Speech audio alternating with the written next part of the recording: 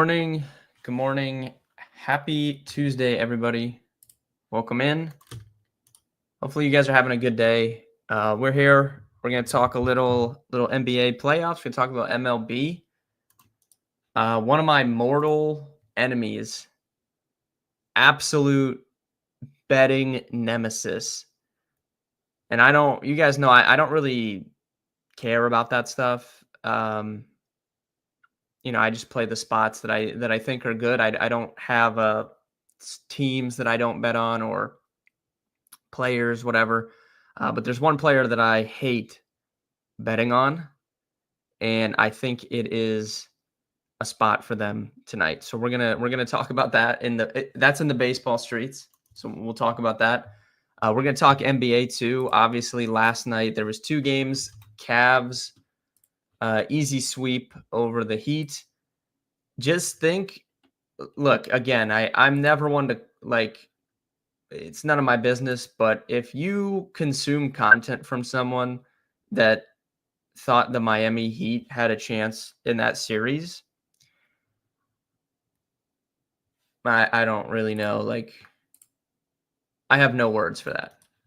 That was an absolute domination from the Cleveland Cavaliers, 4 games. They're going to get rested up for the next series while these other teams are still playing. But all right. So last night, big takeaway from last night, Houston, Golden State. Golden State up 3-1. It's looking good for our Golden State -1.5 for the series bet. That was a big game there. Get it to 3-1. And now they have 2 chances, one in Houston, one at home, to cash the bet for us.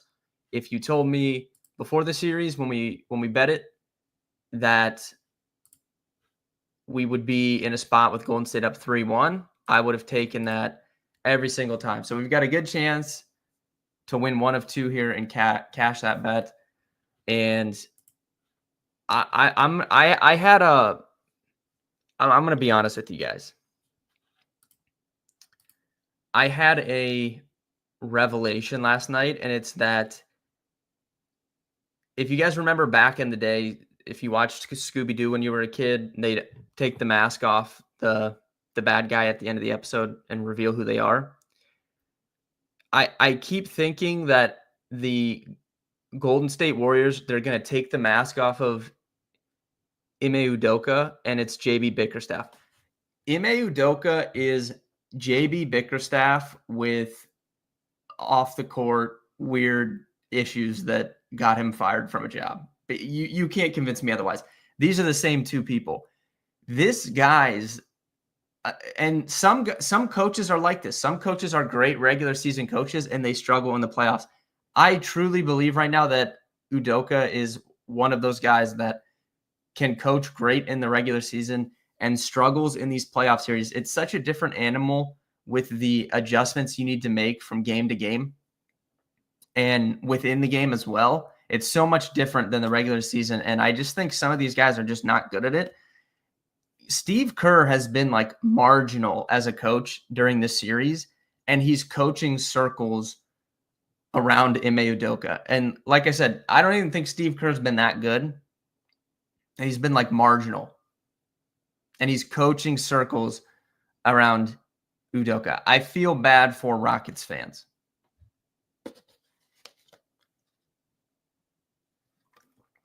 He's too slow to make changes, and some of the stuff still just doesn't make sense. And not all of this is on him. A lot of this is on Jalen Green too, which we talked about before the series. The consistency. Can he be consistent game to game in a playoff series? He has not been. He's been anything but. He's been single-digit points 3 out of 4 games. And the one game he wasn't, he had 38.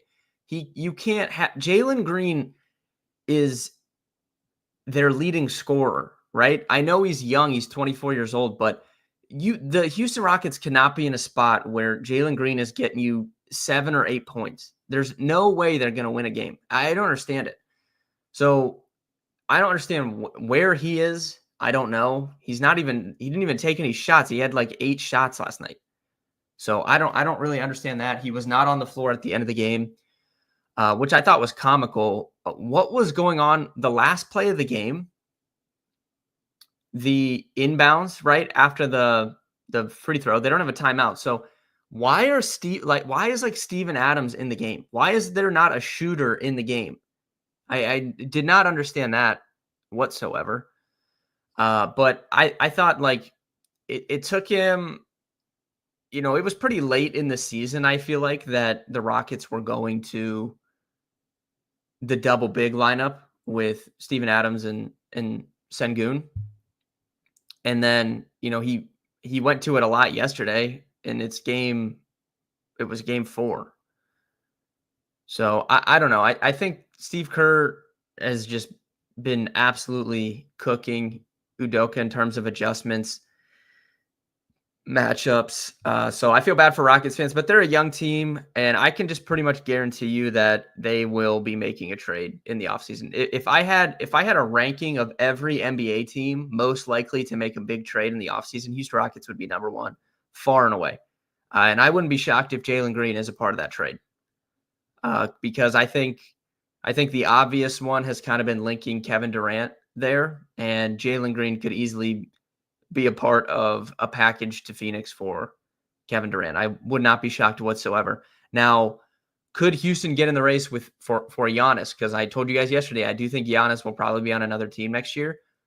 Who can offer the best package? Number 1, OKC. It's not close. If they decide they want to make the move, no one's going to beat their offer. But I don't know if they'll want to make that move. We'll see. What if they go win the title this year? Obviously, I don't see them making a move of that magnitude if they're coming off an NBA Finals, win. So will OKC get in the race? If they do, nobody can beat their offer. If they don't, I think I feel like Houston's a better fit for Durant specifically, but they could get themselves in the race for Giannis. I've seen a lot of people talk about the Knicks. I mean, why? Like, here's my thing of why would the Bucks want to accept a Knicks offer? The Bucks have nothing. Okay, they have no picks. They're in a really bad spot to rebuild. So if they move Giannis, it needs to be one of those mega deals for 5, 6. They need to get a bunch of picks, which is something that like OKC could offer, as opposed to the Knicks, who would offer you what? Bridges and Karl Anthony Towns. Like what is that? If I'm Milwaukee, what does that do for me? I'm going to be rebuilding. Why would I want Karl Anthony Towns and Michael Bridges? And I still have no picks, I don't know. Dewan, what's up? So we'll see. We'll see. I don't know. But yeah, Udoka just getting exposed in my opinion. And I think he's a bad playoff coach right now. Can he become better over time? Sure. I don't think he can't, but right now it's a glaring problem to me, sitting on my couch watching the games. The internet is all over JJ for the short lineup, but really, yeah, Guru. Okay. That's another point I wanted to make today. One was Ime Udoka is JB Bickerstaff in disguise. The other point I wanted to make is if you see tomorrow night is Lakers Wolves, okay? And if you see, like, let's just say the Timberwolves win this game tomorrow night. So if you see on Wednesday night or Thursday morning, assuming the Lakers lose in this scenario, if you see people blaming JJ Redick, Luka Doncic, or LeBron James, these people are not people you should listen to, and it's clickbait. They just don't know what they're talking about. I'll just say that flat out. If the when I won't say if, because I think it's a foregone conclusion in my opinion that the Lakers are not going to come back from 3-1 down. So I'll say when the Lakers lose this series, if you see people calling out Luka or JJ, these people don't know what they're talking about. Luka came this trade. People are like, they get so focused on right now, they forget the context of everything. This trade just randomly happened a few months ago. Literally nobody knew that the Lakers would trade for Luka Doncic before the trade deadline. Not a single person. The Lakers didn't even know this until, right before it happened. So we're looking at a team that was literally built on the fly after that trade. And they tried to go make a trade for an athletic center lob threat that Luka Doncic needs to operate the offense. And he didn't pass his physical or whatever. The medicals weren't right, and the trade didn't go through. So now we're working with a makeshift lineup, to your point, Guru, that can't put anyone else in the game. I pointed this out yesterday. Jackson Hayes, 2 of the 4 games that he played 8 minutes, 9 minutes, he was minus 11 and minus 13. He cannot be on the floor. So, and yeah, like guys like Bronny cannot be on the floor, like Morris, like these guys are not coming. They can't be in the game. So they don't have anything else to do. LeBron and Luka are going to be tired at the end of the game because they just played the entire game. They never came out in the second half. So the last 2 minutes of the game, if they make a mistake or something, yeah, that probably is going to happen because they're tired. They played the whole time. The team will look different next year. They're going to make moves. They didn't really have time to make moves. They tried to make one other move to get an athletic center to pair with Luka, and the medicals didn't work out. So if the Lakers had Mark Williams, this probably would be a way different scenario. But Jackson Hayes just can't be on the floor. He can't be that, that guy that Luka needs. Like, look at how Dallas looked once they, acquired Daniel Gafford and those guys last year, right? It was like night and day. So if anyone wants to sit there after the Lakers inevitably lose this series and say, this is why Dallas traded Luka, like that just doesn't even make, like, let's use common sense here. That just doesn't even make sense. I can't remember a recent time where a team made a big trade for a star like that and like went on and had huge playoff success the same season. Like, you need to build the team up around him. They literally made the decision overnight to bail on LeBron, and this is going to be Luka's team. I mean, this is clear and obvious. LeBron's 40 years old. So they haven't had time to construct a team around him. So I was going to bring that up. I'm glad you did. Anyone that's saying it's JJ or Luka, like, oh my, I just don't even get me started. These people are just so, I don't understand it, truly. I don't understand what they watch. It's like they've never watched before or something, and then they comment. I don't understand it, truly. Anyways, so yeah, big takeaways from last night. Udoka got exposed again. Jimmy Butler, I mean, first game back from injury. You could tell he was still in pain a little bit. He had a big game, especially in the fourth quarter. He had 14 points or whatever, 13 or 14 points in the fourth quarter. Big game from him. Podziemski, we talked about that yesterday. I said if these role players are not going to score, what's going to happen? And, he stepped up in a big way.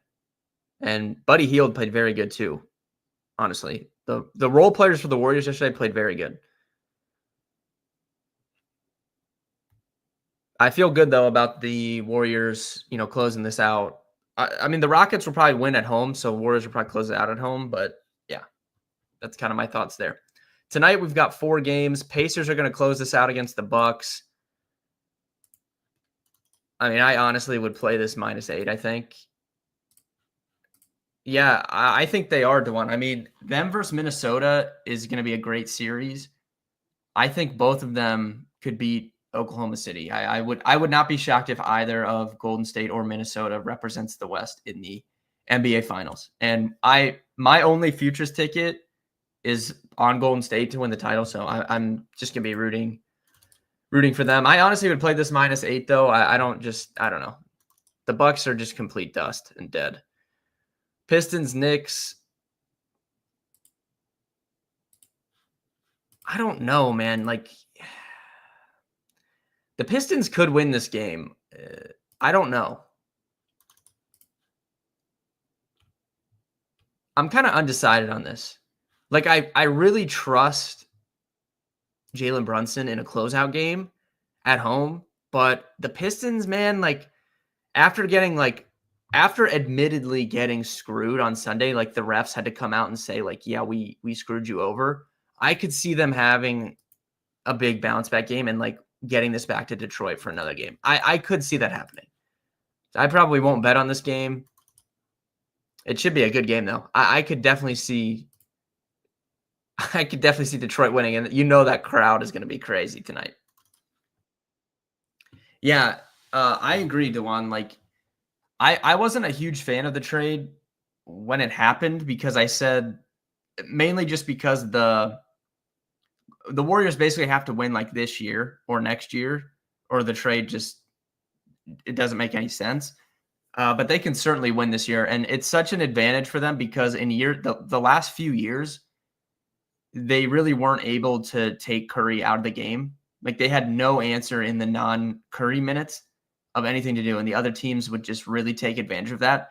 It's a lot easier now because when you take Curry out, you still have Jimmy Butler on the floor, and he can kind of orchestrate the offense. It's really, really been very good for them. Who do you think has a better home crowd? That's tough. They're both very good. I would probably say the Knicks just because it's just I don't know. It just feels different in MSG. Like even just watching the game, I've never been to a game in Madison Square Garden. I've been to a concert in Madison Square Garden, and even just attending a concert there, it like you just feel different when you enter there. So I could only imagine what a playoff game would feel like being in the arena. So I'll say the Knicks, but both are very good. I mean, OKC's long had a great crowd, and to be quite honest with you, Guru, I'm gonna be honest. I think the Cavs crowd is up there, and I'm not being biased whatsoever. I've been to a lot of Cavs playoff games with and without LeBron, and their crowd stacks up very well. And I think a lot of people around the league would agree with that take too. The Cavs have a very good home crowd. Boston is going to close this out. What is this like if you parlay this? I mean, it's minus 209, but I just feel like this is like how do those teams both not win?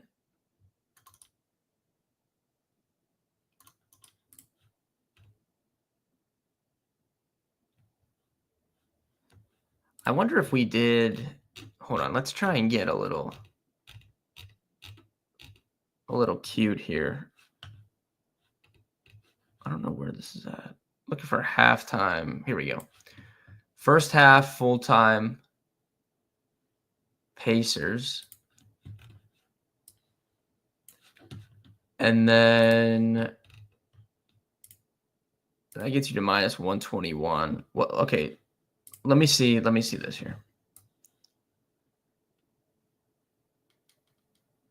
First half full-time Celtics. So that gets you to plus 119. What is it if we just did Pacers to win the game, Celtics first half full-time? Minus 130. That's a little bit better. I might play this, to be honest. I kind of like this.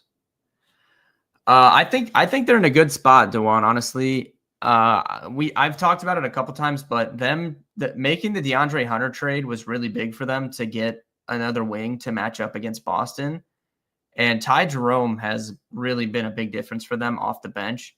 If you think if you just think in general, like the Cavs have struggled the last few years in the playoffs, and if you look at why, when they matched up against Boston the last time, obviously Donovan Mitchell was banged up, but they don't have size on the wings to match up with Jason Tatum and Jaylen Brown.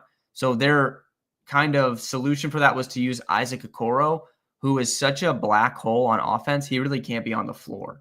So that really hinders them when your main wing defender is like so bad on offense that he really can't play. So that was a big negative factor for them. And then bench scoring, like after Mitchell, was a concern too. So they were kind of relying on Karis LeVert in that aspect. If you look at this year, they're relying on Ty Jerome instead of Karis LeVert. And Ty Jerome has been an absolute killer in the regular season and the playoffs. And then DeAndre Hunter is just much more easy to play than Isaac Okoro, so he can actually match up with some of them. So I think them versus Boston is going to be a great series. And I actually I think they have a chance. I don't know. I'm assuming, the Cavs would – I don't know what their line would be like to win the series, but I would probably bet the Cavs, to be honest. I think it's going to be a close series. I think it's going to go 6 or 7 games. I think I'm probably going to play this, though. Celtics first half full time, Pacers money line just 130. Like, I'll probably just play this for 2 units. I don't really see how this loses unless Boston starts slow. But typically they have been pretty good, at home.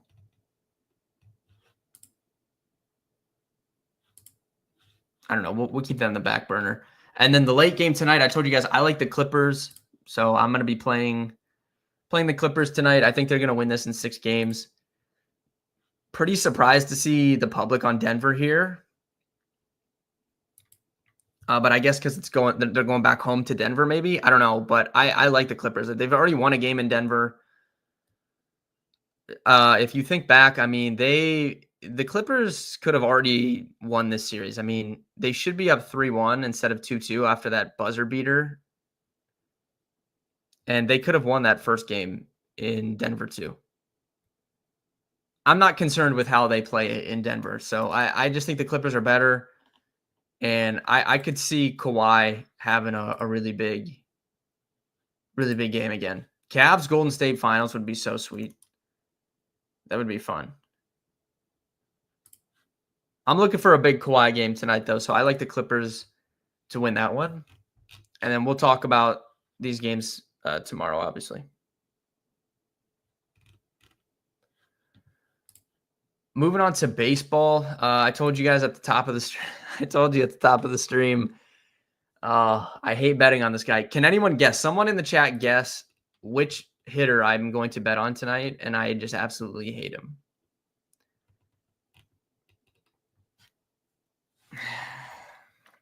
I don't think Mitchell's in here, but if he was, I think he would know who this is.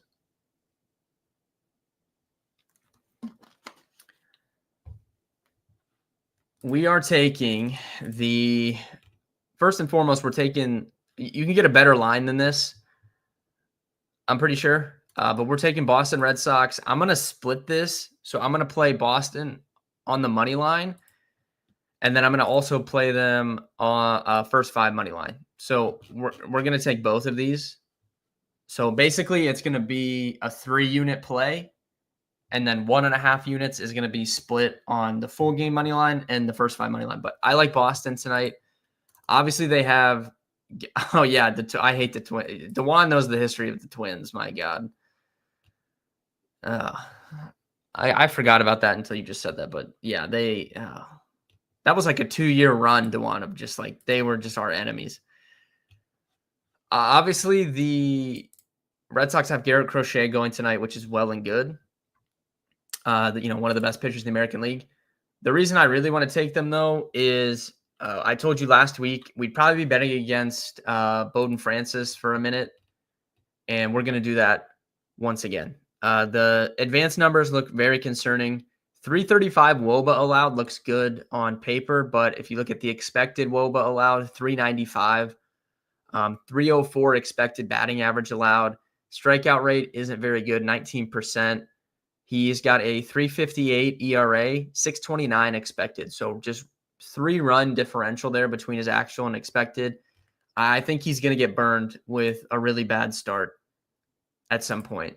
So we'll bet on the Red Sox tonight. We'll split it full game in first 5. And the hitter is going to be from the Red Sox as well. We're going to look at Rafi Devers tonight. Bowden Francis this season is allowing a 200 batting average with his fastball, which is his most used pitch, 312 expected batting average, and 276 weighted on base, 389 expected, 90 average exit velocity. It hasn't been a very good pitch.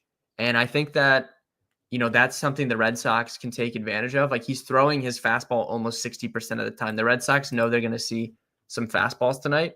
So looking at the Red Sox hitters that excel against fastballs, one of which is Rafi Devers. Last season, He had not great numbers against fastballs overall, 252 batting average, but big hard hit rate, 71%, and we know he hits the ball hard. This year, he's been a little bit unlucky, though, just in general, but 176 batting average against fastballs, 277 expected, 57% hard hit rate. Obviously, we know he's been striking out a lot, but the overall numbers look like they will improve. And the underlying numbers just for the season overall batted ball stuff, StatCast wise, looks very good. Average exit velocity 95. That's higher than he had last season. 331 weighted on base, 399 expected. Very, very good there. 61% hard hit rate is up from 52% last year. His walk rate's up. Like overall, I think he's been good. He had that nightmare couple week start to the season, but overall, I think he's been good, and I think he's going to continue to have a good month of as we lead into May. I think he's going to have a good month of May. So Rafi Devers, I think you could take him hits, runs, RBIs. I think you could take him total bases. I think you can take him to hit a home run. And I mean, I think FanDuel knows something here. He's only plus 285 to hit a home run. So, you're not even really getting good odds there, but I really like the spot for him tonight. I'll just put the total bases in the bet slip.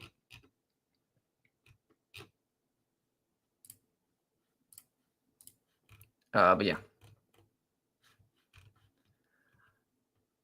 That's my favorite baseball spot tonight. Also like the Padres late night here. Nick Pivetta against Logan Webb. Good pitching matchup, to be honest. Nick Pivetta is someone I've long been a fan of.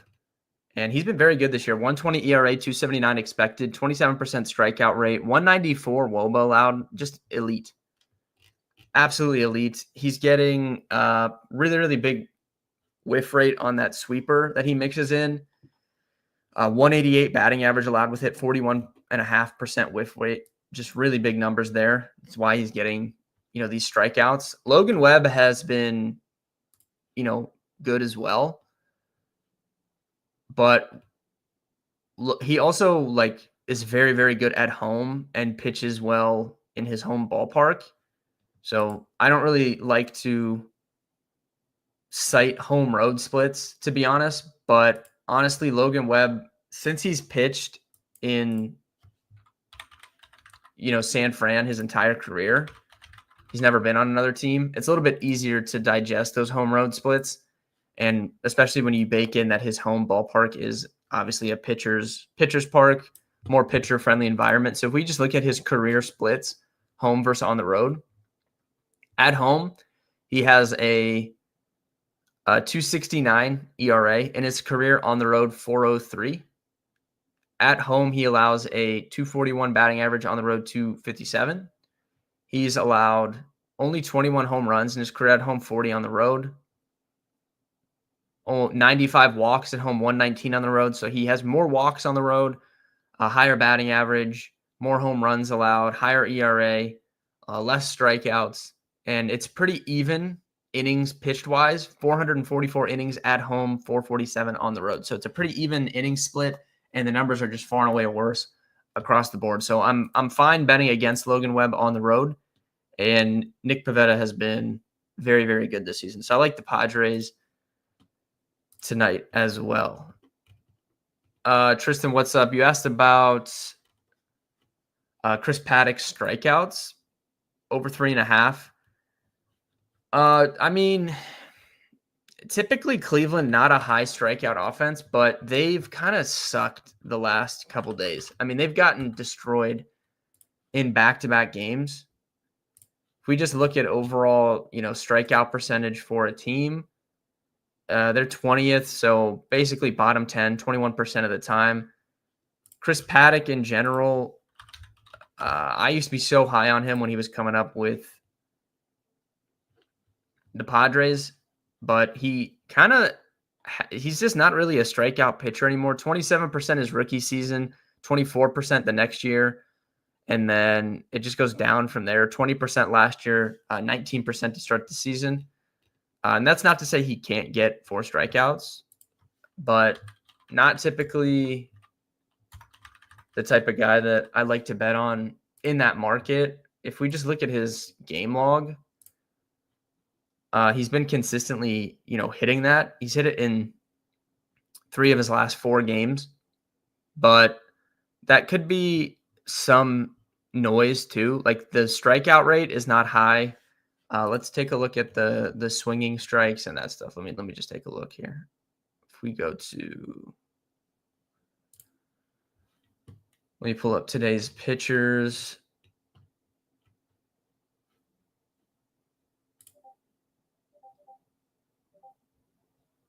Let me do pitch level data.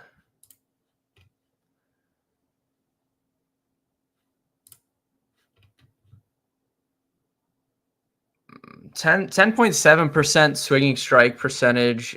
It's okay. Probably backs that, overall strikeout rate though. CSW, pretty. I mean, it's average as well in terms of this slate. So I don't know. I mean, he's been going over that number, but he's not really a big strikeout pitcher, and he's not going against a big strikeout team. So probably wouldn't be my favorite pick on the board. But I'm sure if you looked at projection systems, he's probably, right around that today. Probably close to 4.